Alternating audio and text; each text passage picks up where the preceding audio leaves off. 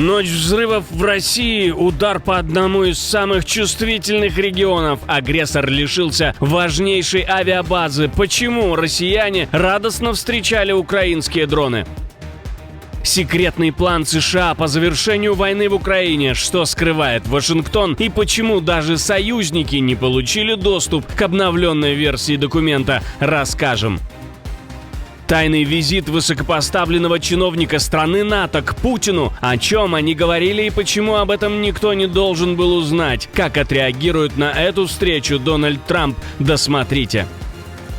Огромный скандал в правительстве, обыски у одного из первых лиц государства. Кто еще замешан в коррупционной схеме и почему все сохраняют спокойствие, разберемся вместе. Об этих и других главных событиях вечера пятницы 28 ноября. Самые важные и срочные новости, эксклюзивные подробности. Вы смотрите информационный выпуск «Нехта». Оперативно о событиях в России, Беларуси, Украине и мире. Раньше и понятнее других. Все, что нужно знать сегодня. Стала известна дата решающего раунда переговоров по мирной формуле, то есть дата начала отсчета, когда война может фактически сойти на нет. Но не все так просто. Украинская и американская делегации снова садятся за стол, чтобы доработать схему, обсужденную в Женеве, ту самую, что должна привести к миру и обеспечить Киеву реальные гарантии безопасности. Наша команда разом з американськими представниками вже на цьому тижні, наприкінці тижня, продовжить наближати пункти, які є у нас за результатами Женеви, до такої форми, яка виведе на дорогу до миру і гарантій безпеки. Буде зустріч делегацій. Українська делегація буде добре підготовлена та налаштована на предметну роботу. Но интересная деталь всплыла благодаря журналистам Политико. США полностью засекретили обновленную версию плана. Документ не получили даже ключевые страны ЕС. После утечки предыдущего варианта на 28 пунктов в прессу и громкого скандала Вашингтон решил закрутить гайки. Это беспрецедентная ситуация с дипломатической точки зрения. Ни у кого из нас нет этой информации. Яркий показатель того, что с Европой на самом деле считаются мало, если считаются вообще. А как вы думаете, насколько голос Европы вообще важен в этой истории? Пишите в комментарии обязательно. Самый приближенный к президенту чиновник попал под подозрение. Политическое землетрясение, одно из самых мощных за последнее время. Официально никаких подробностей. Обыски у одного из первых лиц государства. В квартиру главы президентского офиса в правительственном квартале в Киеве пришли антикоррупционные органы. Никаких препятствий у следователей нет. Им был предоставлен полный доступ к квартиру на месте. Мои адвокаты, которые взаимодействуют с правоохранителями, с моей стороны полное содействие.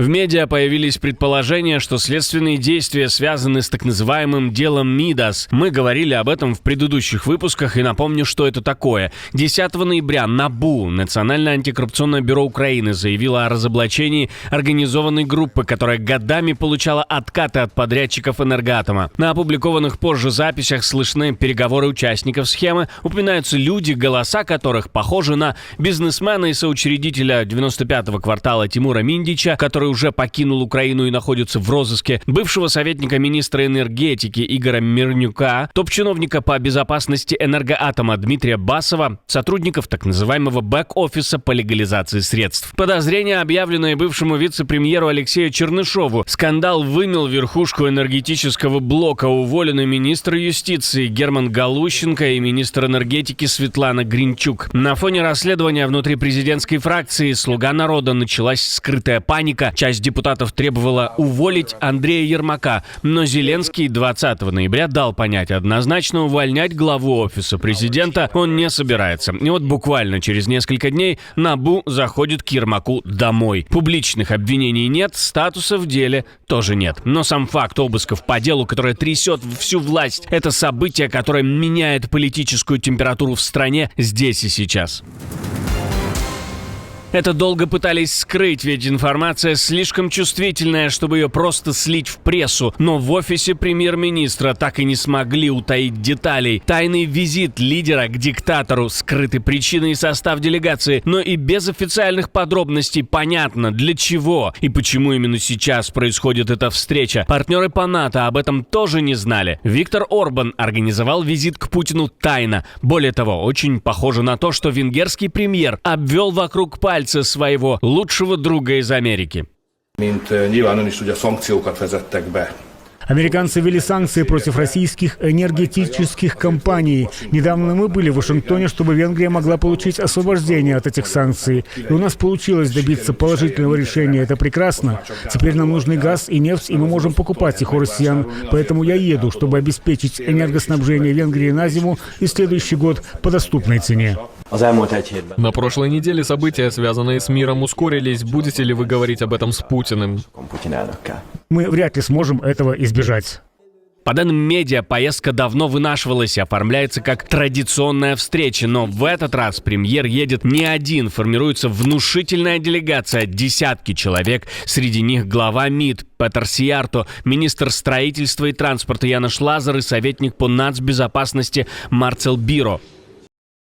Также будут затронуты ядерные вопросы, поскольку Вестингхаус присоединится к российской атомной электростанции ПАКШ в качестве поставщика топлива. И Орбан, вероятно, будет позиционировать эту миссию в Москве как шаг к возрождению кратковременной идеи мирного саммита в Будапеште с участием Трампа и Путина.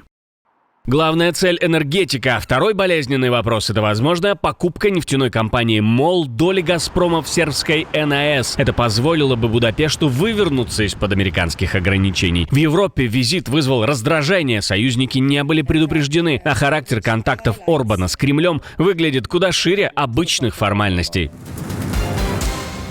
Ночь на юге России превратилась в сплошную канонаду. Саратов, Энгельс и Ростовская область не спали до рассвета. Местные сначала снимали вспышки со словами «Ой, как красиво», но уже через пару часов стало ясно – это не салют. Летит хуй. Ебать!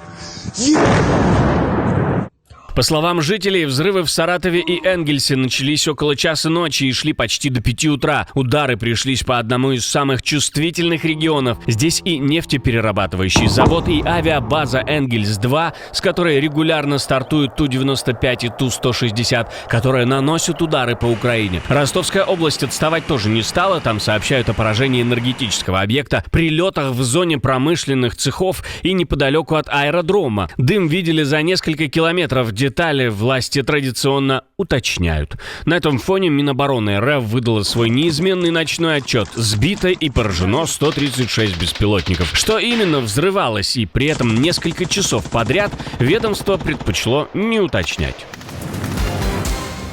Они готовы воевать с США. Высшее военное руководство страны прямо заявляет, если США перейдут черту, войны не избежать. Минобороны страны предупредила, любой удар по республике получит ответ. Параллельно президент отдал прямой приказ воздушным силам держаться в полной боевой готовности и потребовал обеспечить постоянное дежурство и быть готовыми к защите суверенитета в любой момент. Министр, которого, к слову, зовут Владимир, выступил резко после очередных выпадов Дональда Трампа, которые в Каракасе восприняли как сигнал возможной эскалации. Alertas, listos y dispuestos. Быть наготове, готовыми и решительными защищать наши права как нация, как свободные и суверенные родины. Я знаю, что вы никогда не подведете Венесуэлу, и я знаю, что Венесуэла на вас рассчитывает. И если история потребует этого, и мы вновь объявим себя республикой под ружьем, тогда история увидит, как мы поднимаемся со священным знаменем Миранды Боливара. У нас будет лишь одна судьба — победа нашего достоинства, победа нашей истории. Отношения между Вашингтоном и Каракасом стремительно ухудшаются, и тон официальных заявлений в Венесуэле показывает, там всерьез готовятся к худшему сценарию. Ну а президент США тем временем обещает перейти от морских операций к сухопутным. From sending their poisons into the United States where they kill hundreds of thousands of people a year.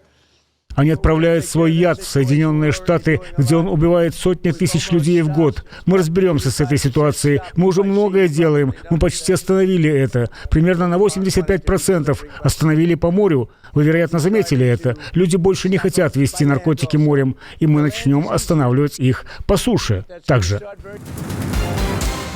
Сам Трамп тем временем снова встревает в скандал и продолжает срываться на журналистов. В Белом доме едва удержали ситуацию. Дональд Трамп взорвался прямо на пресс-брифинге, когда журналистка спросила, почему он возлагает ответственность за атаку афганского мигранта на нацгвардейцев у Белого дома на администрацию Байдена.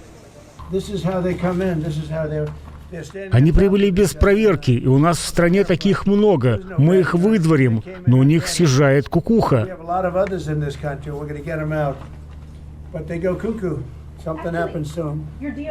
Министерство юстиции и генеральный инспектор сообщили, что этих афганцев, прибывших в США, тщательно проверили ФБР и Министерство внутренней безопасности. Почему вы вините администрацию Байдена? Потому что они их пустили. Ты тупой человек, потому что они прилетели на самолете вместе с тысячами других людей, которым не место здесь. А ты задаешь такие вопросы, потому что ты тупой человек. Дальше Трамп продолжил разносить Байдена, но момент с оскорблением уже разошелся по сетям и стал главным эпизодом брифинга. И это ведь не в первый раз. Буквально на прошлой неделе Трамп назвал другую журналистку свинкой, а несколько дней назад в своей соцсети еще одну журналистку назвал ужасной изнутри и снаружи. Миротворец, добрый и хороший человек в целом. Где Нобелевский комитет? Отдельное спасибо, что досмотрели до конца. Спасибо за ваше доверие. Жду развернутых комментариев, лайков и репостов. Это важно, чтобы нас становилось больше. На этом пока все. До новых встреч и хороших вам новостей.